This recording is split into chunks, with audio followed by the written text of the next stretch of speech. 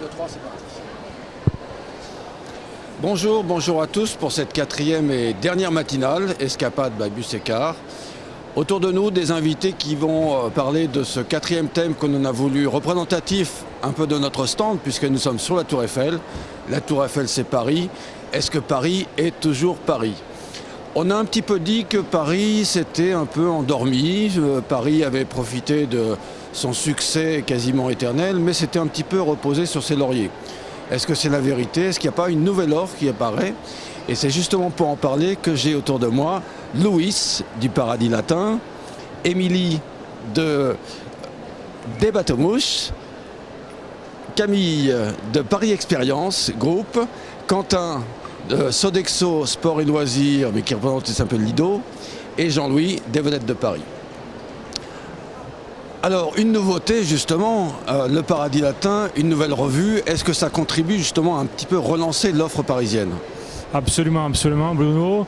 Nous, c'est vrai qu'on a eu beaucoup de grandes nouveautés au Paradis Latin cette année, avec un rachat donc fin 2018 par Butler Industries, donc un groupe d'investissement, qui a l'ambition vraiment de développer la fréquentation du Paradis Latin, la notoriété aussi du cabaret, tout en maintenant le même ratio des clientèles qu'on a aujourd'hui, qui est un peu particulier dans le monde des cabarets, puisque nous avons 70% des clientèles françaises et 30% des clientèles étrangères.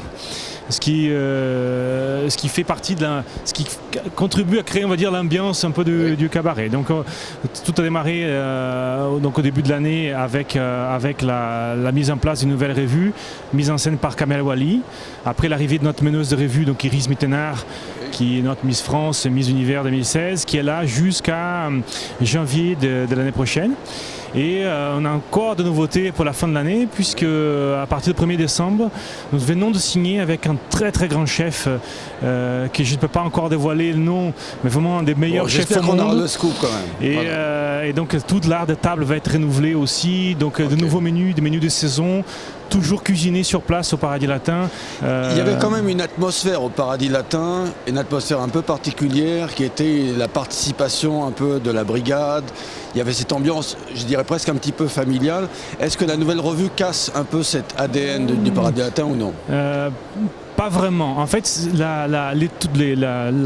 les défis de cette nouvelle revue, c'était de créer une expérience différente, de créer quelque chose. L'ambition, c'était d'avoir une expérience de cabaret d'aujourd'hui, mais tout en gardant certains codes du Paradis Latin.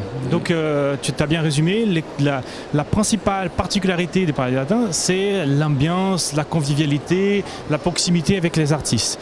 Donc je pense que Kamel Wally a vraiment su saisir ces côtés-là et développer. Donc aujourd'hui, il y a un pré-show pendant les dîners. Donc dès que les clients arrivent, ils sont déjà reçus par toute la troupe d'artistes qui est là. Il y a de la musique live, il y a des chanteurs pour que ça soit encore plus immersif. Et donc ça se prolonge pendant les spectacles avec des scènes qui se passent au milieu du public, gardant ses côtés conviviaux. Donc la brigade participe toujours du spectacle, il y a toujours le French Cancan, il y a encore les grands finales en blanc, depuis Jean-Marie Rivière, vraiment une tradition du Paradis Latin. Mais on garde l'ADN et on le renouvelle. Avec un spectacle résolument moderne, contemporain, avec là où le code change, ce sont aussi les danseurs, parce que nous passons d'une troupe vraiment très uniforme à une troupe beaucoup plus hétéroclite, beaucoup plus de diversité. Beaucoup plus de garçons, donc des garçons et des filles, des femmes fortes, mais avec des vraies personnalités. Et ça, c'est vraiment la différence, mais les retours sont très très positifs, on est très contents. Je voudrais passer la parole à Émilie. Bateaux-Mouches, c'est devenu presque un nom commun, les Bateaux-Mouches, avec une histoire, alors on ne dit pas encore centenaire, pas tout à fait encore, bien 70 ans, donc une tradition. Comment vous renouvelez un petit peu cette offre parisienne ? Alors avant tout, on renouvelle toujours cette offre en se diversifiant. C'est-à-dire Bateaux-Mouches, ce n'est pas seulement la croisière touristique commentée sur Paris. On a beaucoup plus que ça. On a gardé ce savoir-faire pour montrer aux touristes et aux Parisiens qu'à Paris, on peut bien manger. Oui. Bien sûr, tout en gardant un cadre magnifique tout au long de la croisière qui permet à ces amants de Paris et aux personnes qui aiment bien visiter la ville de la visiter de la meilleure des façons. Donc Bateaux-Mouches, maintenant à ses 70 ans, ne propose pas que des bateaux, mais propose aussi des espaces événementiels Vous êtes situé à quel endroit? Vous êtes pratiquement au pied de la Tour Eiffel? Alors on est à peu près à 10 minutes à pied de la Tour Eiffel, on n'est pas loin du tout. On est au pont de l'Alma, donc, dans le 8e arrondissement de Paris. C'est là où il y a le Zouave? Oui, où il y a les soifs du pont de l'Alma. Exactement. D'ailleurs, un des bateaux qui fait partie de notre flotte, porte le nom du soif de l'Alma. Camille, alors vous aussi, Paris Expérience, juste un petit mot sur Paris Expérience Group. C'est ce qu'on appelait Paris City Vision, qui a changé de nom. Donc Paris Expérience Group, c'est plusieurs départements. Tout à fait. Paris Experience Group, en fait, c'est un groupe qui réunit 4 marques, dont Caribou, Le Colors, Paris City Vision et Paris Seine, dont je fais partie. D'accord. Donc ça, le mot expérience, justement, c'est pour traduire le fait que maintenant, on ne vient pas simplement visiter Paris, on vient parfois participer à des choses. Tout à fait, oui, des visites, des excursions, oui, tout à fait. On a mis ça en place. Alors, Paris Seine. Paris Seine, oui. Comment ça se passe? Qu'est-ce que vous avez fait? J'avais racheté des nouveaux bateaux il n'y a pas longtemps, je crois. Vous avez augmenté votre flotte? Tout à fait. C'est une fusion en fait qui a eu lieu entre Paris Seine et la Marina de Paris. Et donc on a acquis 3 nouveaux bateaux, oui. Tout à fait. Ces bateaux, comment est-ce que là encore on renouvelle un petit peu l'offre? Il y a une façon différente de faire les croisières sur Paris? Oui, tout à fait. On a choisi d'étoffer un petit peu nos offres en mettant en place des partenariats avec notamment des musées et des cabarets également. Ça veut dire qu'on peut faire une croisière et ensuite on peut aller dans un des lieux parisiens pour continuer sa journée. Tout à fait, c'est des offres combinées avec un déjeuner ou un dîner croisière et à la suite de cela, une visite du musée. Donc le musée du parfum Fragonard, le musée d'Orsay, plusieurs musées ou un cabaret. Ok, merci. On va passer le micro à Quentin. Bonjour. Donc Quentin, lui aussi un autre groupe, Sodexo Sport et Loisirs. C'est un groupe, c'est pratiquement le premier groupe mondial en termes de restauration collective et thématique. Vous êtes un des départements, on va dire un petit peu prestige de ce groupe. Exactement, on est le département donc, sport et loisirs, on a un portefeuille de marques assez large et aujourd'hui en fait vous disiez tout à l'heure que on pouvait penser que la ville de Paris s'était un peu endormie et nous aujourd'hui notre objectif c'est de travailler les synergies avec les différentes marques pour essayer de proposer des solutions innovantes pour nos clients. Alors on peut peut-être rappeler les marques phares. Voilà, donc il y a le cabaret, le Lido de Paris, les bateaux parisiens, la compagnie Bateau Bus et les restaurants de la Tour Eiffel, enfin pour la partie exploitation. Voilà. C'était important, d'ailleurs c'est des gros chantiers de l'année dernière, c'était de travailler sur l'appel d'offres sur l'exploitation des restaurants de la Tour Eiffel. Ça n'a pas été simple avec Alain Ducasse. Ça n'a pas été simple, on a beaucoup travaillé. Pour nous, c'était vraiment important de conserver cette concession. Et aujourd'hui, voilà, ça nous permet de travailler des synergies. Alors on va le rappeler, c'est avec Anton. Alors ce sera le chef Frédéric Anton qui est triplement étoilé au Pré-Cattelan. Et Thierry Marx qui s'occupera de restaurant du premier étage. On va peut-être redire un mot sur la revue de Lido. Vous avez un petit peu relancé justement cette offre. Ça paraît tellement proche, mais en fait on me dit que ça fait pratiquement 4 ans que la revue a été lancée, mais ça a été un événement dans Paris quand même cette revue. Ça a été un événement parce qu'on avait fait appel donc, au réalisateur Franco Dragone, voilà, qui est très connu pour Cirque du Soleil, les shows de Céline Dion à Las Vegas et on avait vraiment envie de changer un petit peu les codes du cabaret, enfin conserver l'âme du cabaret mais en le modernisant.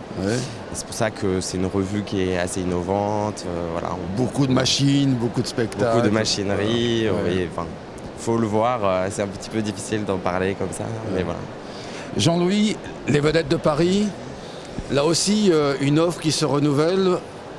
Alors oui, tout à fait. Nous, on est donc au pied de la Tour Eiffel. On fait des croisières d'1 heure, bien sûr. Mais on va accueillir dans très peu de temps, c'est-à-dire dans un mois, un nouveau ponton qui sera complètement dédié à la privatisation. Ça s'appelle le Gustave.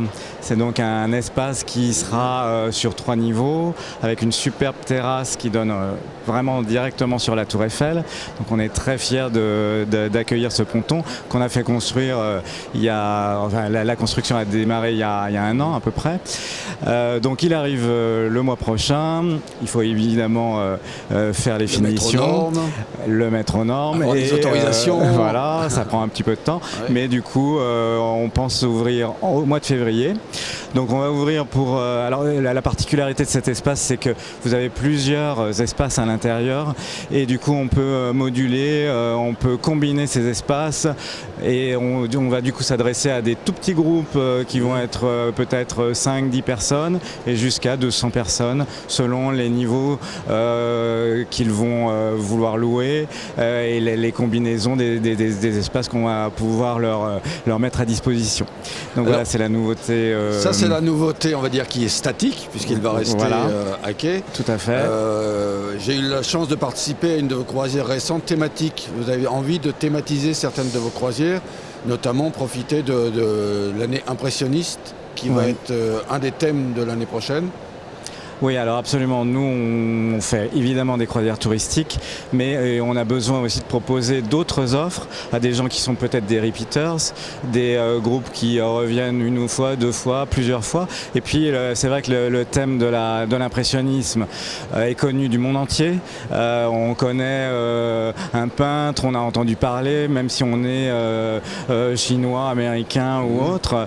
Et du coup, on veut montrer, nous, que l'impressionnisme, c'est aussi Paris. Il y a beaucoup de peintures qui ont été peintes de Paris, mais on l'oublie peut-être un peu parce qu'on va souvent penser tout de suite qu'il s'agit de peindre la nature. Donc nous, on va ramener les gens en leur disant, ben voilà, à Paris, voilà au cours de cette croisière, voilà les peintures qui ont été faites sur Paris et voilà à quoi ressemblait Paris à cette époque. Merci. On va faire un deuxième tour de piste. On est ici sur un salon professionnel, donc avec des gens qui notamment organisent des groupes. Comment vous avez vu évoluer cette offre à partir des contacts que vous avez pu avoir les uns les autres sur vos stands? Est-ce qu'il y a une demande un petit peu différente sur la nature des groupes qui vont venir? Et puis comment vous y répondez? Alors, pour parler des salons, globalement, on va dire des clients qu'on rencontre dans le salon, pour nous c'est un salon très important pour rencontrer nos clients. Plus que des nouveaux clients, on a rencontré nos clients habituels et vraiment un côté relationnel. Parce que bon, on est tous dans le tourisme, on sait que contrairement à d'autres industries, la relation humaine reste très importante dans notre secteur. Et c'est très agréable. Bon, particulièrement, c'est ce que j'aime dans notre métier. Mais l'offre change, oui, en effet, la demande change, la demande des clients change. Et la demande est de plus en plus, dans notre cas, pour de la personnalisation et pour, c'est ce que vous disiez tout à l'heure Bruno, un vécu différent, une expérience, c'est le mot cliché de notre époque, mais le mot est pris, ça y est. C'est ce qui définit, voilà, c'est ce qui définit les plus, je pense, la demande de ces clients. Donc chez nous, ça se traduit avec, bon, on a toujours eu une clientèle groupe très présente, et donc une clientèle française aussi très présente, groupe au Paradis Latin. Et l'effet d'avoir la cuisine sur place, d'avoir un côté service très proche du client, a toujours plu à cette clientèle. Donc là où on développe encore plus, c'est vraiment de pouvoir faire un accueil personnalisé, mettre les cabarets un peu aux couleurs du client. Quand il arrive, il a les logos dans leur accueil, sur les menus qui vont sur place, pouvoir aussi adapter les menus avec des allergies, des restrictions alimentaires, des choses comme ça, et mentionner parfois les noms du groupe. Alors ça vous sur complique scène un petit peu la vie quand même. Pardon ? Ça vous complique un petit peu la vie. La vie est un petit peu plus compliquée en termes d'organisation, mais voilà. Oui, absolument. Mais bon, c'est vrai qu'on essaie d'arriver à la limite de la personnalisation possible, tout en gardant quand même une expérience collective, parce que le cabaret est vraiment une expérience à vivre ensemble, et c'est ce qui fait créer vraiment l'ambiance du cabaret. Émilie, est-ce qu'il y a des demandes qui vous ont surprise quand on est venu vous voir sur le stand? Ou est-ce que vous constatez ça, cette envie de personnalisation, de privatisation presque? Oui. Tout à fait, je la constate aussi. On a de plus en plus de demandes pour des sociétés, des particuliers qui souhaitent faire des événements hors du commun, avec beaucoup d'animations dans plusieurs espaces qu'on a, que ce soit dans les restaurants à quai, les clubs qu'on a ou sur les bateaux. Mais je sens cette envie de, voilà, comme il disait, de diversifier. Et de faire des événements sur mesure. On a beaucoup de clientèles, beaucoup de groupes qui demandent voilà, la possibilité d'avoir des menus à multiples choix. On arrive à les faire tout en bien s'organisant, bien sûr. Et après, l'offre groupe, on l'a toujours eu. C'est juste qu'en ce moment, oui, c'est très, très spécifique, avec beaucoup de spécificités. Voilà. Camille, même constat, dans les demandes que vous avez vu arriver, est-ce qu'il y a des choses qui vous ont un peu surprise ou une tendance de fond que vous voyez va arriver? C'est vrai que, comme ils l'ont dit précédemment, le sur-mesure est très d'actualité, il est très demandé et c'est vrai qu'on essaye de répondre au maximum à cela à travers nos offres. Ouais. Vous avez la chance, dans un groupe avec plusieurs activités, plusieurs marques complémentaires, vous faites des packages, vous faites des produits combinés à l'intérieur du groupe? Oui, tout à fait. On essaie de faire marcher nos marques ensemble et de les combiner au maximum pour pouvoir répondre aux clients. Ouais, tout à fait. J'ai vu qu'on parlait pas mal de technologie. Alors je sais que ce n'est pas votre département, Ouais. mais cette technologie, la réalité virtuelle, la réalité augmentée, ça fait partie des offres nouvelles qu'on propose. Tout à fait, ça va avec l'air du temps, ça va avec le digital, l'ère du digital. Et on essaye également de faire, alors à travers Histopad, mais après, comme vous l'avez dit, c'est pas tellement mon secteur, mais on essaie de mettre en place cette réalité augmentée pour donner aux clients l'aperçu de ce à quoi ressemblaient les lieux à l'époque. Oui, tout à fait. Merci.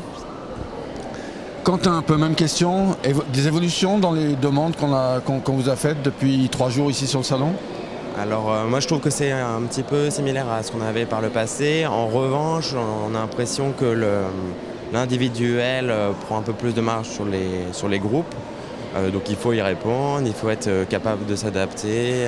Voilà. C'est vrai qu'aujourd'hui il y a une certaine digitalisation du processus de réservation. Les gens réservent depuis chez eux. Voilà. Mais on a toujours aimé travailler avec les groupes, on essaye de conserver ce lien et de trouver des solutions. Ça peut être des solutions logistiques comme des parkings, des choses comme ça, voilà, pour répondre à leurs attentes. Que les gens un groupe ne soit pas noyé dans le Lido, qui est quand même un grand espace avec beaucoup de capacité, vous arrivez à leur créer un espace qui presque leur est réservé. Exactement, on a des maîtres d'hôtel qui sont là, qui arrivent un petit peu plus tôt, 4 ou 5 heures avant, qui vont préparer le plan de salle, voilà. Au bateau parisien, c'est la même chose. On les accueille comme il se doit. On essaye de faire en sorte qu'ils se sentent aussi privilégiés. Mais c'est vrai que je rejoins les autres sur le côté personnalisation. Voilà, les gens aujourd'hui veulent quelque chose d'encore un peu différent. Ils veulent un petit peu plus et on doit être en mesure de répondre à leurs attentes. Jean-Louis, le dernier qui répond en général dit la même chose que les autres, mais est-ce que vous avez des choses un peu différentes? Écoute, nous on a toujours été très orienté individuel et petits groupes. Et l'intérêt pour nous, parce qu'on a des bateaux qui sont de taille relativement petite, on a des bateaux qui font 200 places à peu près. Oui.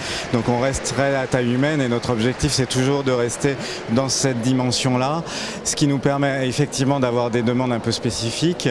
On crée des thématiques nous-mêmes parce qu'on sent qu'il y a besoin de dynamiser. On a aussi une thématique qui fonctionne, qui est développement durable en Seine. On va carrément oublier la partie touristique de Paris, mais plus parler de ce qui se passe sur la Seine, pourquoi on voit des péniches, pourquoi on voit des containers, etc. La vie, voilà. Voilà, qu'est-ce que c'est cette vie sur la Seine que les Parisiens peut-être ne voient même plus, ou encore que les franciliens ou même les étrangers veulent découvrir, encore une fois pour pouvoir s'adapter à des repeaters qui ont vu l'aspect touristique et qui veulent un peu plus rentrer dans un autre sujet. Autrement, on a aussi l'habitude de faire de la croisière sur mesure. Tant sur 1 heure pour une balade que sur une durée plus longue, puisqu'on privatise nos bateaux et du coup on est très à l'écoute de ce que les clients souhaitent et on va s'adapter vraiment sur mesure à leurs demandes. Et effectivement il y a toutes les demandes possibles, donc nous on trouve que c'est plutôt amusant et puis c'est un réel partenariat avec les clients. On le voit ici dans le salon, parce que c'est là qu'on les revoit, qu'on leur reparle, qu'on leur dit mais tiens, si on faisait ça, qu'est-ce que vous en pensez? Et puis on crée des idées un petit peu chaque jour. C'est ça qui motive aussi. Et c'est le milieu du tourisme qui fait ça, mais on a besoin de plus en plus d'être là proche pour changer effectivement une image qui pourrait paraître traditionnelle, identique chaque jour. Paris, les monuments ne changent pas, c'est nos idées qui vont changer. Voilà. Merci, je vois que le salon s'anime, donc je ne vais pas vous retenir plus longtemps. Merci à tous d'avoir participé à cette matinale, à cette dernière matinale. Et à tous, moi je vous donne rendez-vous déjà l'année prochaine. Merci, au revoir. Merci à tous, très gentil.